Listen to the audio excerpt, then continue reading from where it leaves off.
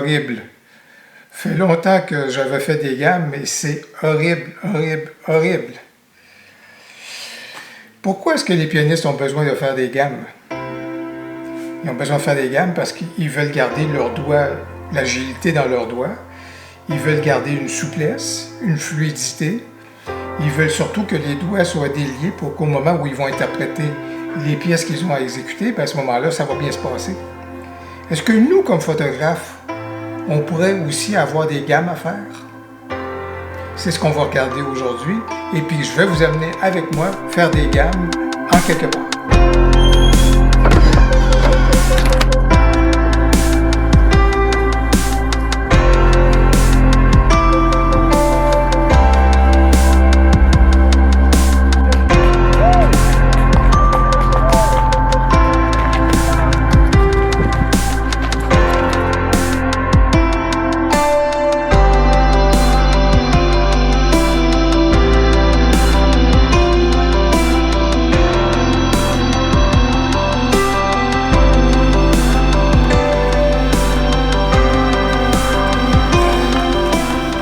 C'est pertinent d'aller faire ses gammes comme photographe.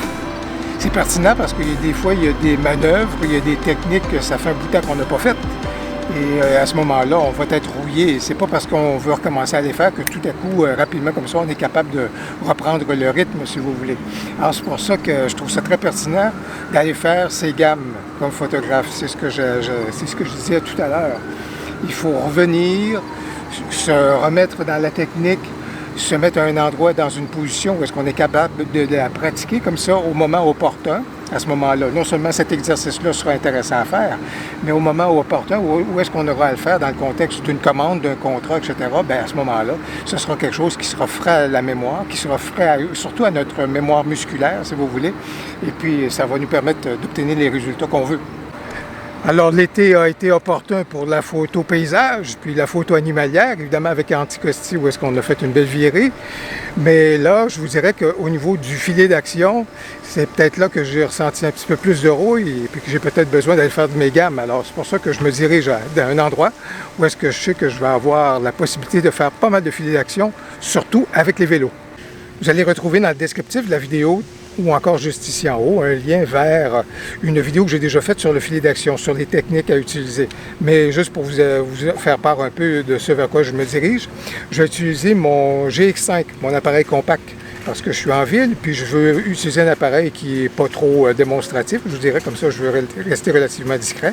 Il faut que je choisisse un endroit où est-ce que l'arrière-plan va être relativement neutre, de façon à ce qu'il y ait de beaux coloris quand même, mais pas quelque chose qui vient un peu perturber l'ensemble de la photo. Le choix de l'arrière-plan est super important lorsqu'on fait du filet d'action. Et puis finalement, évidemment, comme toujours, mon point de départ est d'avoir une vitesse toujours autour de 1/30e de seconde, 1/60e de seconde, et je vois si j'ai besoin si vous voulez, de diminuer ma vitesse, de l'augmenter ou de la diminuer à partir de là, mais c'est toujours un peu mes points de départ.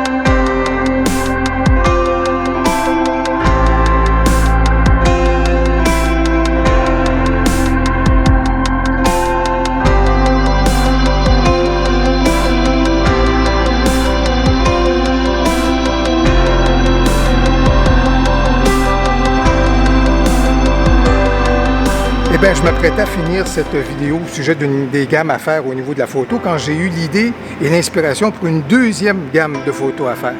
En fait, je reviens ici sur le lieu d'un tournage pour une vidéo que j'ai faite au sujet de 5 exercices créatifs. Et ma deuxième gamme que je vous propose aujourd'hui est donc inspirée d'un de ces exercices créatifs-là que je vous proposais ici il y a quelques mois. Et d'ailleurs, vous allez retrouver un lien juste ici vers cette vidéo-là. Mais en tous les cas, je me dirige vers une grande roue, celle qu'on retrouve lors des fêtes foraines, dans les manèges en fait. Une grande roue. Et vous connaissez le pouvoir d'attraction qu'ont les grandes roues vers les photographes.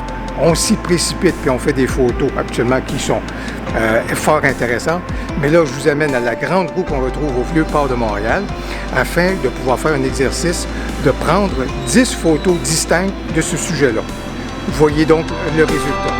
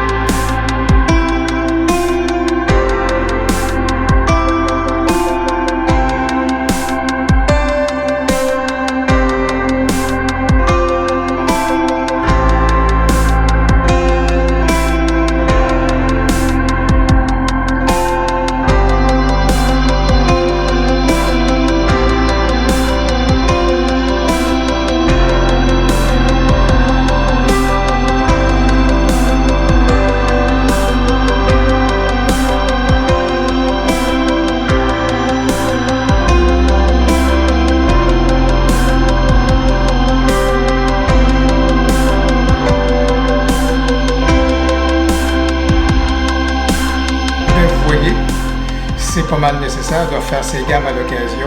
Alors, je vais m'y remettre, mais j'espère que la vidéo vous a plu. Et si c'est le cas, n'hésitez pas à cliquer sur j'aime, à vous abonner à ma chaîne YouTube et surtout, n'hésitez pas à commenter. J'ai bien hâte de vous lire. Au plaisir, à la prochaine.